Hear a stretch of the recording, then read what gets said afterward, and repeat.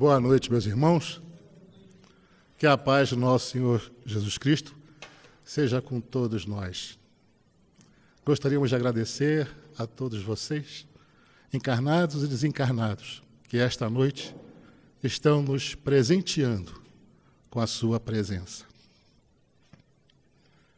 Estamos aqui nessa fase, a parte 2 do sermão profético. Como é um assunto bastante longo, ele foi dividido realmente em partes, não é? Recordando a parte 1. Na parte 1, nós terminamos falando sobre aqueles argumentos dos pessimistas de plantão, né? Dos negativistas, aqueles que dizem que o mundo está pior. Ah, não, esse mundo não tem jeito, não é? Então, os argumentos que eles nos davam. E foi nessa parte que nós paramos. Ainda não adentramos aos versículos. Ainda estamos na fase em que estamos explicando coisas importantes para podermos entender melhor o sermão profético. Porém, há algo a mais que podemos constatar. Quando a gente se reporta a esse livro, Os Mensageiros, de André Luiz, psicografado por Francisco Cândido Xavier, tem um pedaço que é uma preleção de um sujeito chamado Telésforo. E essa preleção, ela é tão importante e ela é tão grave para esse momento que nós vivemos hoje na Terra, que ela deveria ser objeto de um estudo bastante acurado por parte de todos aqueles que realmente querem adentrar ao estudo da doutrina espírita, né? É um texto longo, mas eu vou resumi-lo um pouquinho só, tá bom, gente? Ele diz assim: a mente humana abre-se cada vez mais para o contato com as expressões invisíveis, dentro das quais funciona e se movimenta. Isto é, uma fatalidade evolutiva. O que ele está querendo dizer? Que nessa fase que estamos, entre aspas, que já entendemos, né, de final dos tempos, a gente teria em crescente uma maior sensibilidade mediúnica. Todos nós seríamos mais acessíveis aos espíritos irmãos desencarnados, né? E também teríamos capacidade de captá-los com muito mais facilidade. Em Joel, capítulo 2, no versículo 28, ele confirma isso, quando ele diz assim: e há de ser que, depois, derramarei o meu espírito sobre toda a carne, e vossos filhos e vossas filhas profetizarão. Os vossos velhos terão sonhos, os vossos jovens terão visões. Lembra dessa passagem? Porque a humanidade terrena, a cada dia que passa, ela vai se aproximando, ela vai sendo mais influenciada por essa esfera de vibrações do invisível. E a gente entra em contato com o mundo invisível, com todos os irmãos, em vários sentidos. Não só com os bons, mas principalmente com aqueles que vibram próximos a nós. Mas a gente reconhece, não é? Que a maioria, uma esmagadora maioria dos habitantes encarnados da Terra não se preparou para esses atuais acontecimentos evolutivos. Igualzinho na época de Noé, que a gente vai falar lá na frente. Está igualzinho. O que a gente vê hoje? A gente vê hoje o homem, né, encarnado hoje na Terra, ele está assoberbado, com problemas graves, não só pelas deficiências dele próprio, entendam isso, mas também porque há uma aproximação quase que espontânea de ambos os lados da esfera psíquica, vibratória, de bilhões de seres que habitam o mundo espiritual. E muitos desses seres que habitam o mundo espiritual estão se agarrando ao planeta, porque eles chegaram à conclusão de que eles menosprezaram, na última existência deles, o desígnio eterno, ou seja, eles menosprezaram a chance que tiveram. Muitos estão se agarrando assim e se colam em nós, como mariposas em torno da luz. Mas a maioria ainda vibra muito baixo. E esses que vibram muito baixo sabem que o seu tempo está contado. Daí esse grande ataque que nós estamos sofrendo por parte da espiritualidade, que consegue, por incrível que pareça, estar mais atrasada do que nós. É impressionante, né? Conseguem estar atrasadinha. Então é fácil concluir que cada vez mais nós estamos ligados a esse mundo espiritual e, logicamente, sensíveis à sua influência, não é? Na pergunta 459 de O Livro dos Espíritos, Kardec indaga assim: os espíritos influem sobre os nossos pensamentos e as nossas ações? Aí eles respondem: nesse sentido, a sua influência é maior do que supondes, porque muito frequentemente são eles que vos dirigem. Olha. Então essa influência ela é muito maior do que a gente imagina. E só por curiosidade, vamos raciocinar. O livro Os Mensageiros ele foi publicado em 1944, ou seja, há 73 anos. Né? Então, se naquela época, né, o mentor espiritual Emmanuel já falava dessa maior proximidade dos espíritos perturbados e perturbadores, né, nós podemos imaginar hoje, né, 73 anos depois, como é que isso não aumentou. Então, a gente percebe que está havendo uma sensibilidade muito maior na mente humana, tanto para o bem quanto para o mal. Mas isso faz parte do programa, isso faz parte da lei de vibração, isso faz parte da separação. Né? O problema, sabe qual é? É que nós não estamos preparados, mas é por vontade nossa própria.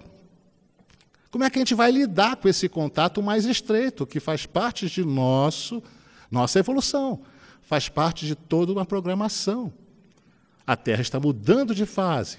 Estamos vivendo os últimos 10 minutos da última hora. Então, as coisas estão se acelerando. A maioria de nós na Terra ainda não se situa, vamos dizer assim, mais próximo da angelitude. Né? Na realidade, a maioria de nós ainda está mais situada próxima da animalidade. Então, não é de estranhar que aquilo que atraímos nem sempre é angelical. Não é?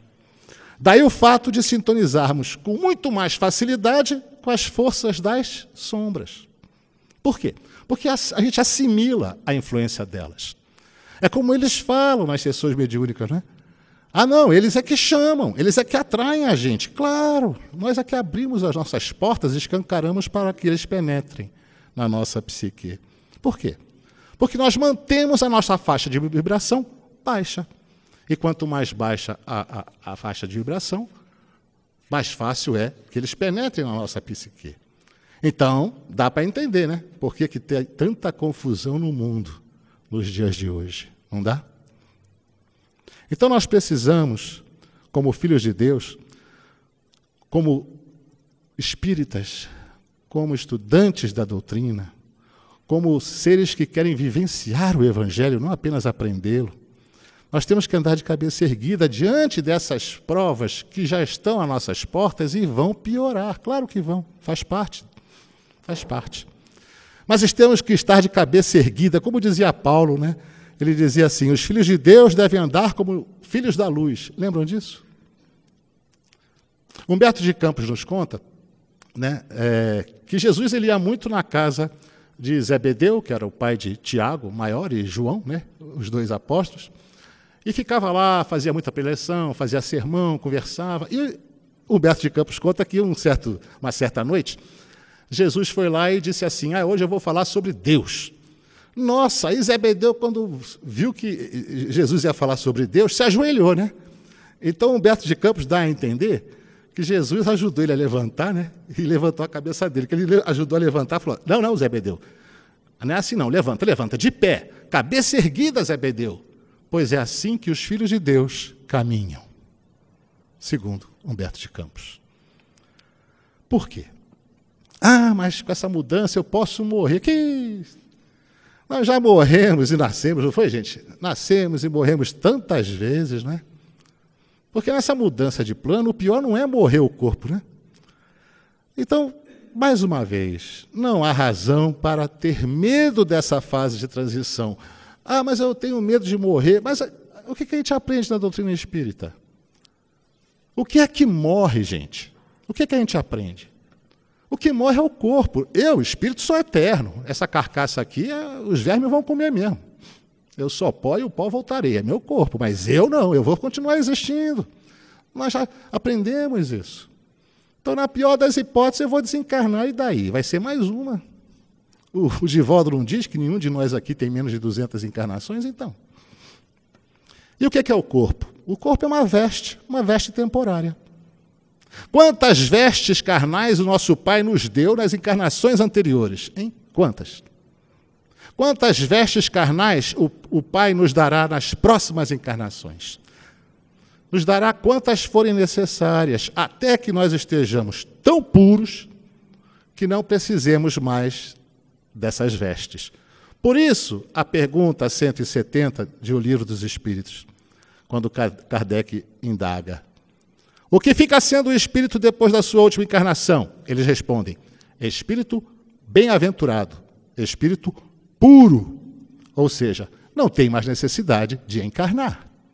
E esse é o caminho que nós vamos, desde o mais baixo de todos os nossos irmãos da Terra, o pior de todos da escala, até o melhor de todos.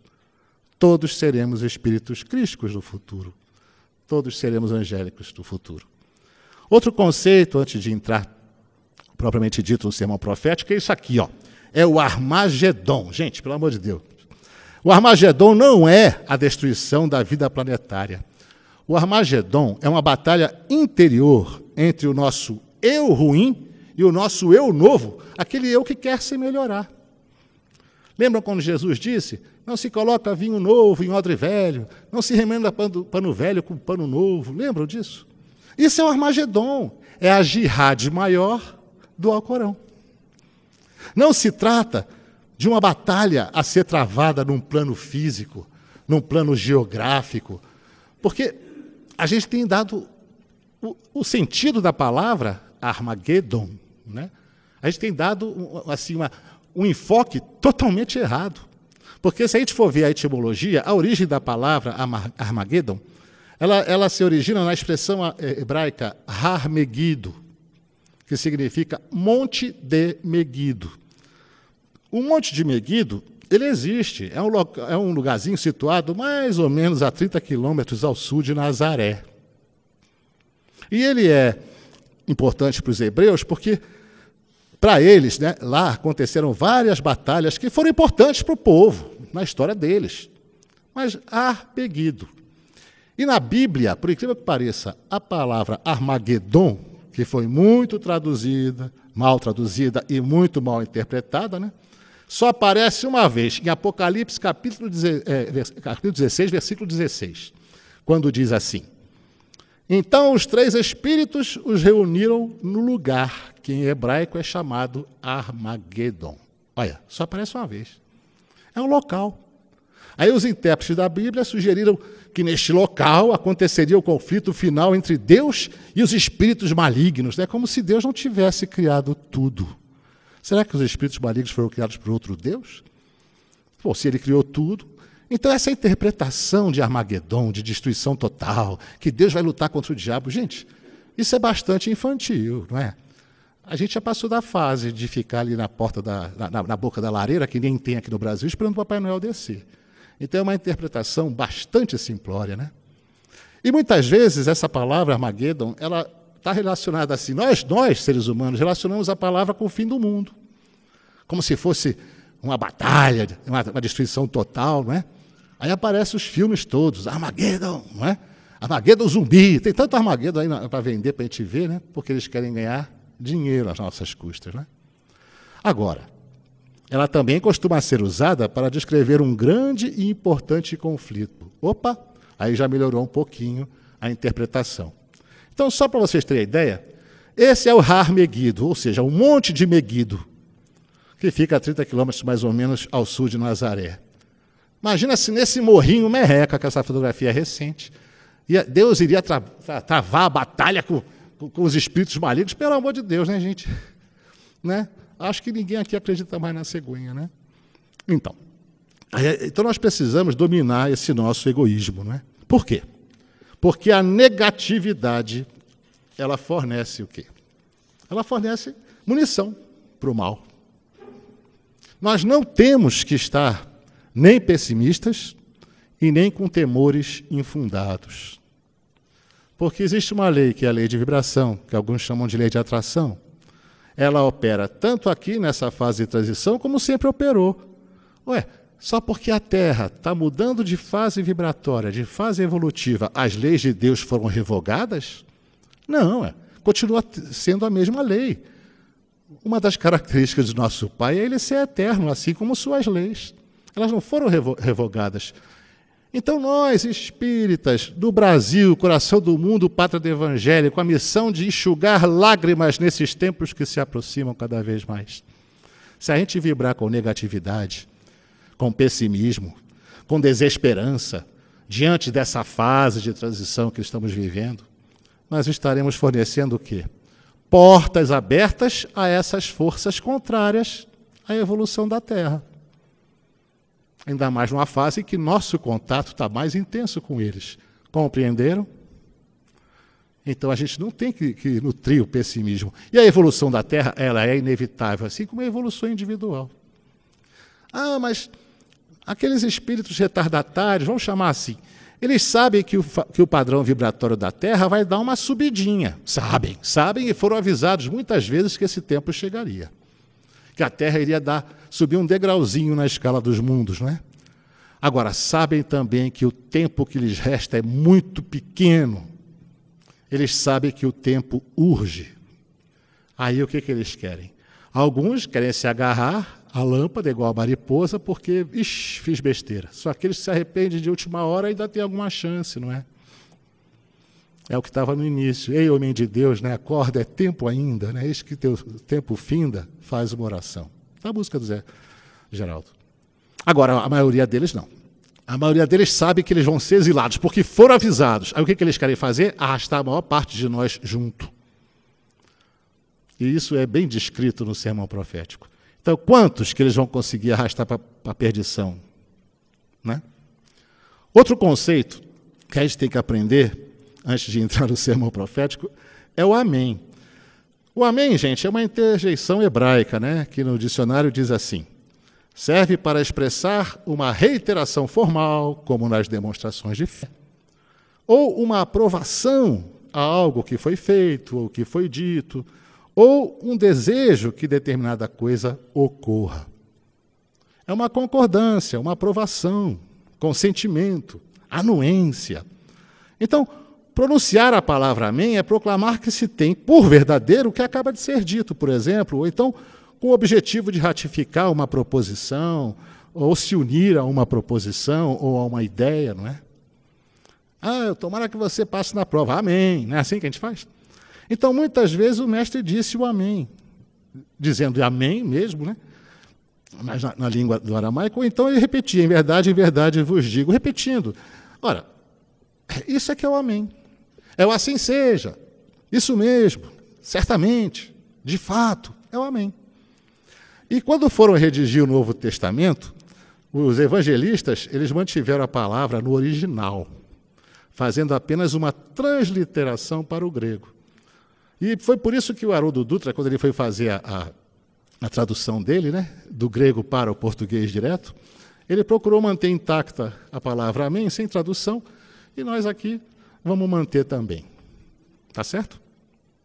Pois bem, antes de começarmos o sermão profético, propriamente dito, eu gostaria de mostrar a vocês o prefácio, uma parte do prefácio, do livro chamado O Sermão Profético de Cláudio Fajardo. Essa parte do sermão profético de Cláudio Fajardo, ela é muito elucidativa para a gente adentrar no sermão profético. Ele diz assim: o sermão profético de Jesus é um hino de vigilância espiritual, olha, diante das transformações morais ocorridas no indivíduo e na sociedade, anunciando terremotos íntimos, ventanias sociais, intempéries no ambiente familiar e inundações na consciência obliterante. Quando o materialismo parece engendrar vitorioso, a figura do meigo Rabi da Galileia ressurge na intimidade da consciência ultrajada ou no recôndito dos sentimentos, invariavelmente cansados dos mesmos enganos. O sermão profético é um aviso e um clamor, uma esperança e uma consolação, a ação medicamentosa para a redenção de todos os espíritos. E é chegada a hora da força irresistível do amor ser reconhecida por todos. O alto perdão e a indulgência incondicional são os primeiros passos para uma perfeita compreensão acerca do amai os vossos inimigos. O próprio mestre disse, aí está resolvida toda a lei e os profetas. Portanto, as dores que virão, essa transição toda, eu vou ficar encarnado, não vou, são preocupações menores. Na realidade, é tempo de esperança. Meus irmãos, nós estamos vivendo esses últimos 10 minutos da última hora. É tempo de esperança, não é tempo de medo, porque é tempo de saciar.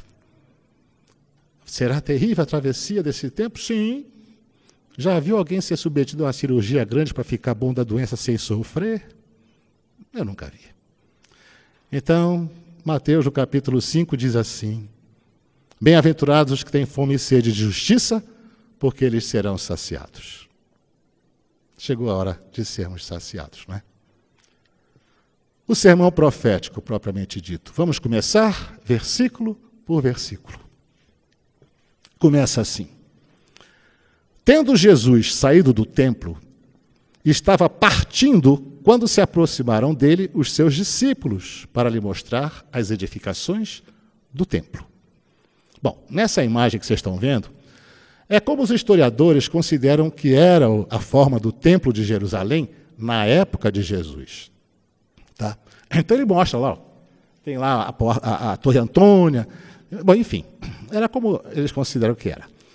Observem que nesse relato diz que Jesus estava partindo, ou seja, indo embora do templo. E que discípulos se aproximaram dele, não apenas os apóstolos. Jesus não andava só com 12. Quantas vezes ele andava com multidões ao seu redor, que eram discípulos, né? Eles estavam admirados pela grandeza daquele templo de pedra, né? Mas vamos raciocinar. O Mestre Jesus nos ensinou que o verdadeiro templo está onde? No coração dos homens, aonde seria implantado o reino de Deus. Tanto que quando Jesus, bem no início, ele vai a Jerusalém, aí está olhando ali, aí os sacerdotes, estavam assim, alguns sacerdotes espertos, e um deles, de nome Hanã, né, talvez até atraído pela aquela vibração do mestre, né, se aproximou dele e falou assim: Galileu, o que fazes na cidade? Aí Jesus, com a humildade dele, virou para o sacerdote: venho para instaurar o reino de Deus no coração dos homens. É mole. Mas eles estavam admirados com o templo de pedra. E como o templo era de pedra, Jesus anteviu o destino de todos os templos de pedra da terra, né? Quando ele deu a resposta dele, né? Então eles estavam no templo, estavam saindo e admirando o templo, e Jesus respondeu.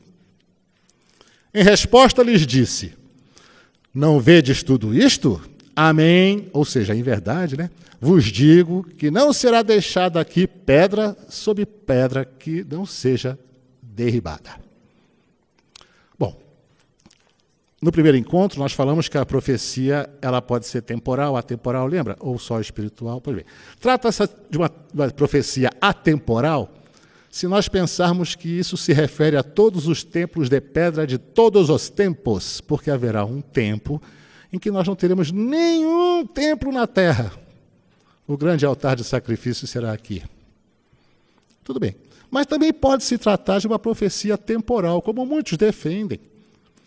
Porque não tem só uma interpretação. Jesus não falava apenas para um ou dois, ele falava de vários modos, né?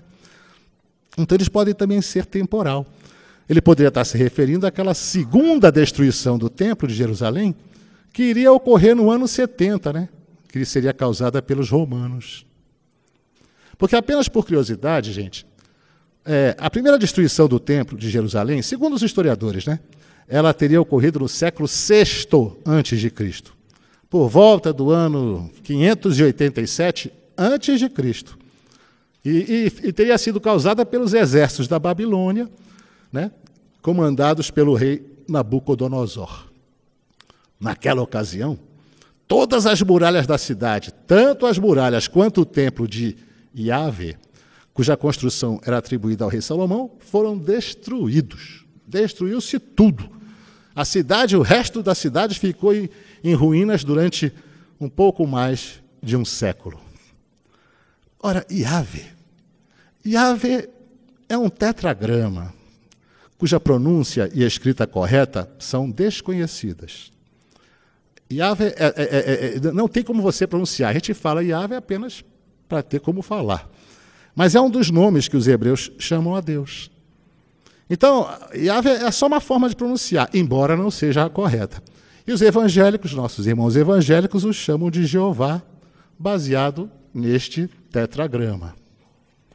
Pois bem, e com a derrota da grande revolta judaica que ocorreu contra o domínio romano, né, no ano de 70, aí aconteceu o quê? A segunda destruição. Aí Jerusalém foi tomada pelas forças do comandante romano, de nome Tito, né? Aí o que aconteceu? Outra vez as muralhas e o templo de Yahvé, que o rei Herodes, aquele Herodes o Grande, né? Ele tinha ampliado, ele tinha embelezado o templo, tornou o templo portentoso, né? Foi tudo destruído, gente. E o resto da cidade, de novo, ficou em ruínas. Então, pode ser que Jesus estivesse referindo a essa segunda destruição, não é?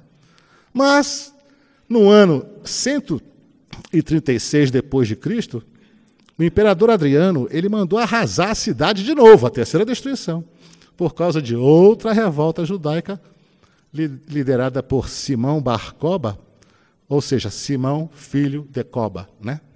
Por isso é que Jesus falava assim, né? Simão Bar Jonas, né? Filho de Jonas, pois é. Aí o que aconteceu? Em cima dos restos de Jerusalém, ele mandou construir uma cidade helênica, né? Tipo estilo grego, né? Chamada Hélia Capitolina, e sobre o monte onde se erguera o santuário para Yahvé, aí ele erigiu um templo dedicado a Júpiter Capitolino, que era um deus romano. Tá?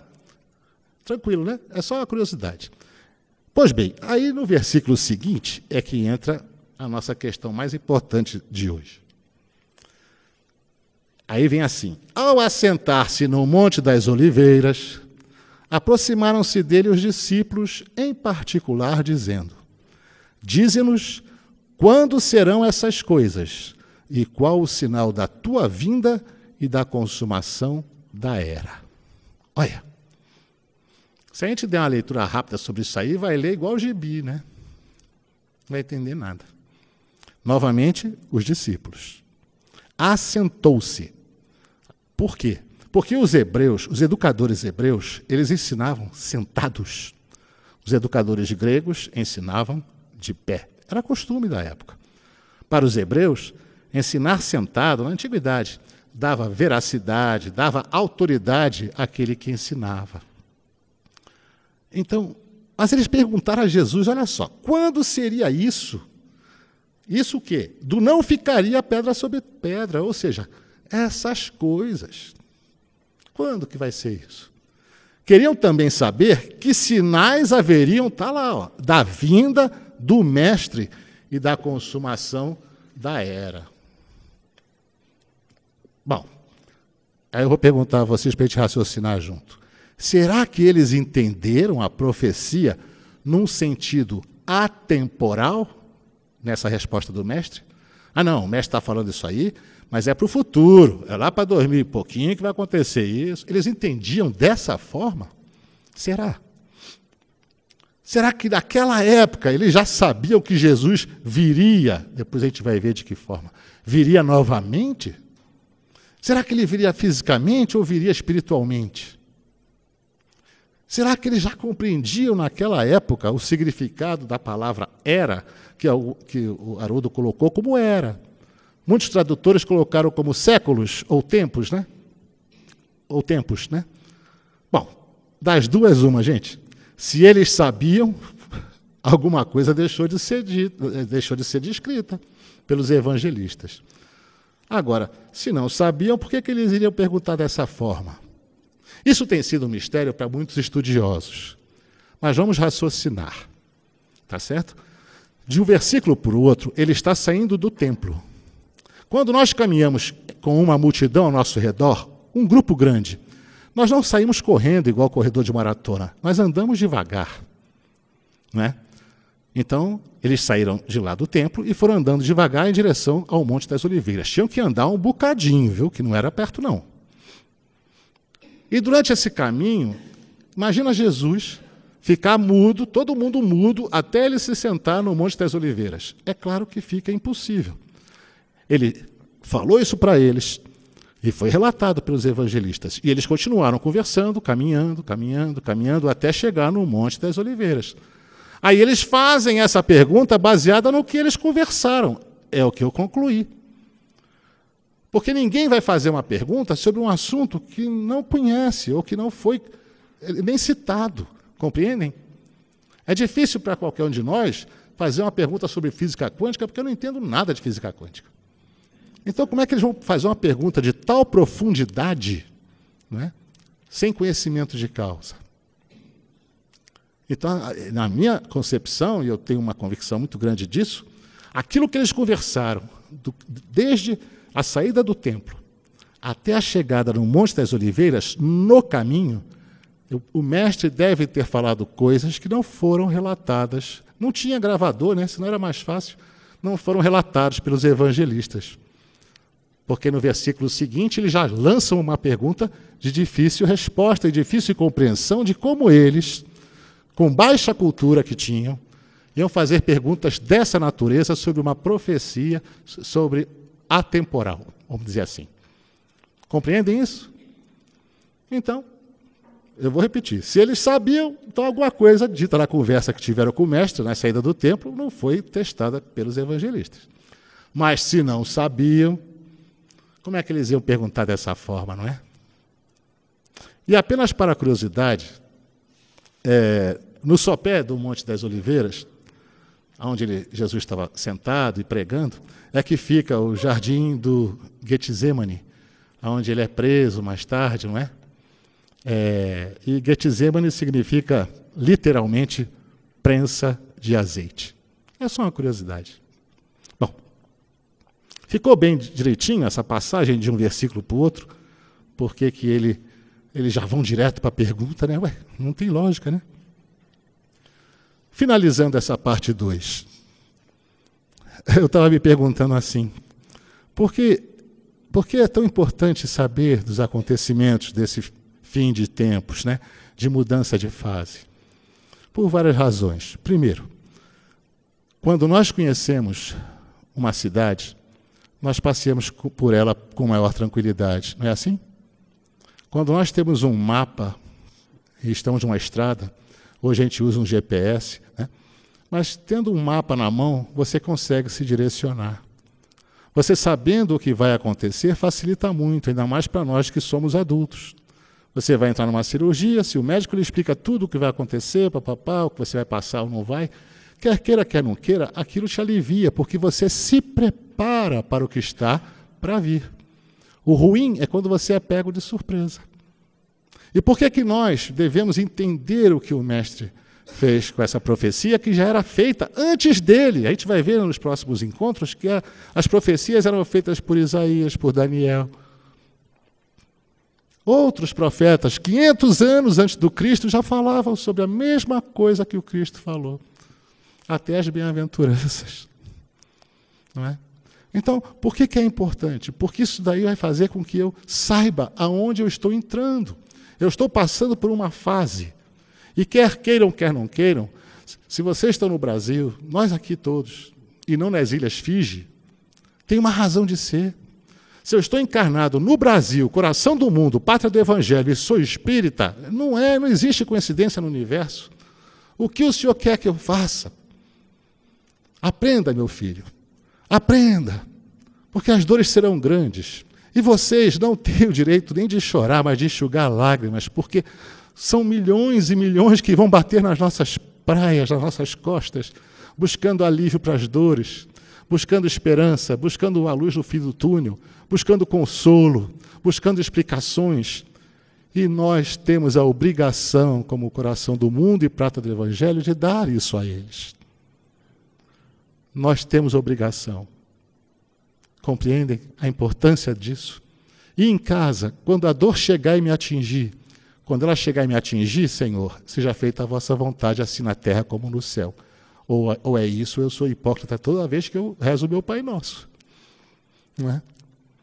Porque eu posso desencarnar? Sim, pode. E daí? Você vai reencarnar. Só que tem uma coisa, gente. Enquanto estivermos encarnados, vamos ajudar encarnados. Desencarnados, vamos ajudar do lado de lá. Mas vamos lutar contra nós mesmos, vamos melhorar agora. Vamos comprar os nossos lenços para sair enxugando os olhos, porque vai ser muita gente chegando aqui chorando. Começar agora.